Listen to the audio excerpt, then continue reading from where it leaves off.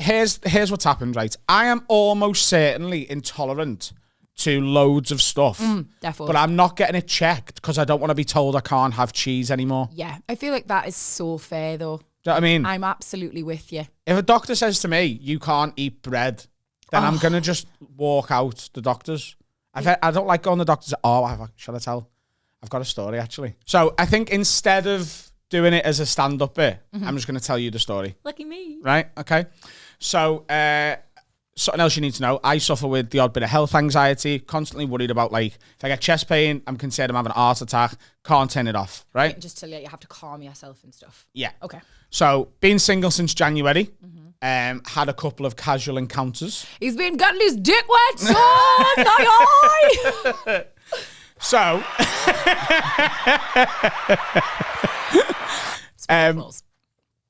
so Dan got in my head. I come in here and Dan goes, have you been wrapping Little Vinny up? That's the nickname for my dick, Little Vinny. Little Vinny? Well, my name was Vincent for the first week of my life. My mum changed it because it was old-fashioned.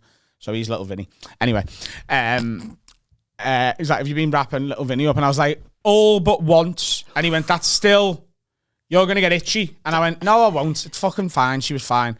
But he got in my head, right? Because the health anxiety. He's mum, isn't he? He's the dad. He is the mum of the group, actually. The dad of the group isn't even fair. He's the auntie of the group, right? He's the auntie at the wedding of the group. Don't be a fool, wrap your tuna. Like, I can see him doing it. So, this is about 6 weeks ago. Uh-huh. Friday night, I got a pain in my bollock. Oh. Not a bad, more like a feel. It was like I was aware of them. I knew where my bollocks were. Okay. Right? Which you don't normally do as a man, right? Are pains in your... obviously, I don't have balls. Are pains in your bollocks normal? Like, is that really unusual? Every now and then, you get a little twinge and you're like, oh, and then it's just nothing. But this was like a bit more than that. Oh, it was significant. I thought it was anyway, right? I'll spoil it. I got all clean. I'm a clean boy. Mama like that. Mama Oh, like no, I pressed the ball. Stop. Mama like that. No, I don't. Mama like that. Stop pressing it. Just leave it. I'm sweating. I'm clean. Mama like that. Mama like that. The backs of my knees are sweating. Oh, that was so nerve-wracking. So, I get the pain in my bollock. The next day, Saturday. Yeah. And I rang 111. You can't ring 999. You can't ring 999 and say, I had a pain in my balls yesterday. Because that's not... I don't think it's appropriate, is it? It's not an emergency. No. You know what I mean? So, the guy's taking me through these ridiculous questions that all seem completely unrelated. Like, he was like, have you got any shoulder pain? I'm like, why has that got anything to do with me bollocks? Aye. And he's like, sir, I know they don't seem related, but they are often related. So can you just answer the questions, please? Have you got any lower back pain? I was like, no. Such a job's worth. So he gets to the end of it and he goes, right, it is imperative that you see a sexual health professional within the next 24 hours. Your anxiety just goes whoosh. Yeah, so I'm like, right. He goes, there's a walk-in centre in Liverpool. Can you get there? And I go, yeah. Put the phone down.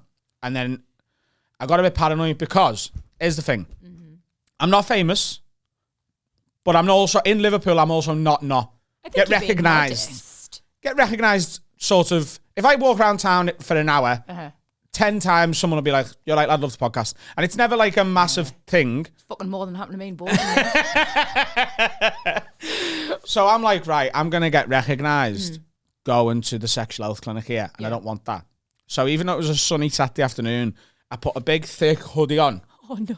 a cap and sunglasses. Like Sweating your tits off. like a fucking A-list celebrity going like to a restaurant and trying to get away with whatever. Felt like such a twat afterwards, right?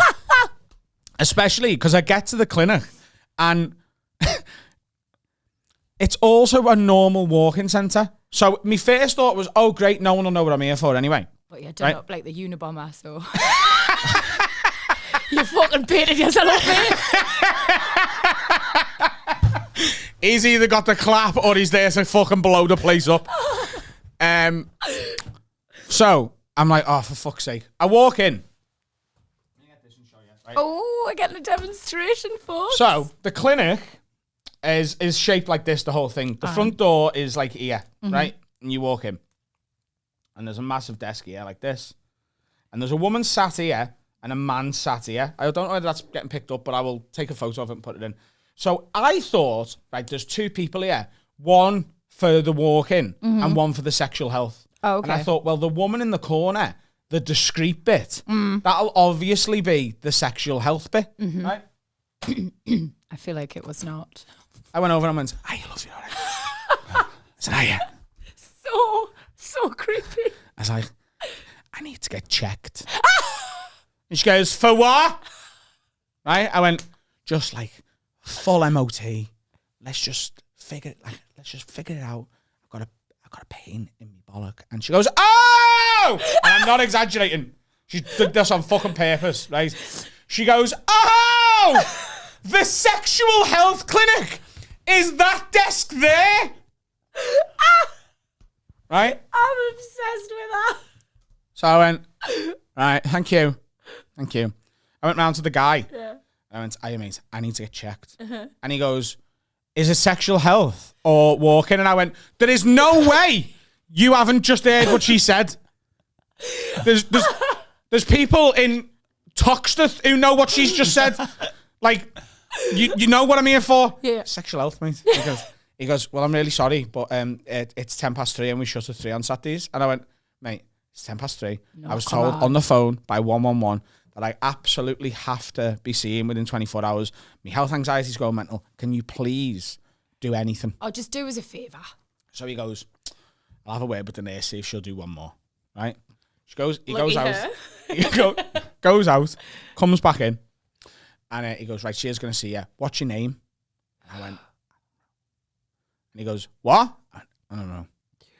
And he goes, what? And I went, right. So I was like, there's a fairly full waiting area. Yeah. They can't really see me. They're sort of tucked around the side. Because of your disguise also. 100%. They had no idea who I was. So I wrote it on my phone. I wrote my date of birth, my address, my name, and I just put it up against the perspex that he's behind, right? So he goes, okay, Mr. Rowe, go and sit down. I didn't even get to sit on the chair. My arse got about an inch from the chair. No. And the nurse comes out, Adam Rowe! Right? I'm like, right, fantastic. So I walk in. She goes, right, Mr. Rowe, what's been happening? I went, well, I got a pain in one of my bollocks. Yep. And I'm sort of very aware of my penis as well. I'm just aware of it. Someone's being a bit braggy. And I'm just... This story doesn't end braggy. Right? Okay. So she goes, you're aware of your penis, you've got pain. I was like, I've just got a feeling like I know it's there and that's not normal, but I don't know whether I'm being paranoid and I'm just constantly thinking about it. Because my mate said I'm going to get an STD because I've slept with one girl without a condom on. And I just don't know what to do. So I don't know what to do. She goes, look, don't fucking worry, babe. She's like 55. She goes, what we're going to do, right? I swear this is all verbatim, right? She goes, what we're going to do, you're going to piss in this pot. We can't have the second bit of your piss. Has to be the very first bit of your piss. Give someone an accurate reading. So you're going to go in there and piss in that. You're going to come in here. I'm going to take your bloods. That's for HIV and syphilis. Oh and then what I'm going to do is I'm going to have a look at your knob. And she said knob. No, she didn't. I swear to Lucifer, she did. Oh. Right? I'm going to have a look at your knob. I right? don't think I've said knob in years. I think I'm too old to say knob. But this is a medical professional. Oh, no, you say knob, but yeah, not a medical... Like throwing the term around. Oh, my God. So she went in the thing. I went in the thing, did the piss, come back in, she took me blood. And she goes, right, go behind that curtain there, pull your pants all the way down. And then there's a little bit of sheet of paper that you can just put over your private parts. And I went, what's the sheet for? She goes, for privacy. And I went, but aren't you going to come behind there and remove the sheet immediately? Yeah. And she goes, well, yeah, but this is just procedure. I went, I'm not using the sheet. Right? So I go behind. Don't know if you've heard, but I'm very aware of my penis. So I go behind. It's got like those gynecology stirrups, right? Oh my God, they're so terrifying. But I thought I had to put my legs in them. No! Right? No! So I'm sat there. So your little bum hole's Yeah, out. I'm right. dying. You So didn't I've fart, please say you didn't No, fart. I didn't. I've got my Okay, legs up. And I It just... wouldn't have been a fart with this one's No. bowels. So I shouted, me knob's out, because I'm now trying to like play into it, right? I went, me knob's out. She goes, okay, I'll be back in a minute. And I went, what are you doing? She was like, I've got to send an email. No. Right? So she's on her computer typing away, and I'm like, so I'm just laying here, just waiting to be seen. Little Vinny and the cold and that. She comes back, right? Oh, I'll never forget this, right? So she comes and she's looking at it, but from like my arsehole. Like she's right at the end of the thing. And she's just like, and I'm looking everywhere but at her, right? I'm just like counting the fucking tiles on the ceiling, like, like just trying to do everything possible but have a conversation with this woman. Absolutely. And she's going,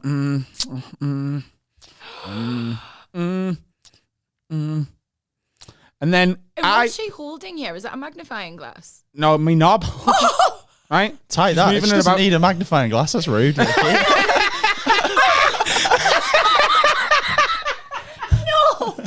I wasn't me. I thought that's what doctors do, isn't it?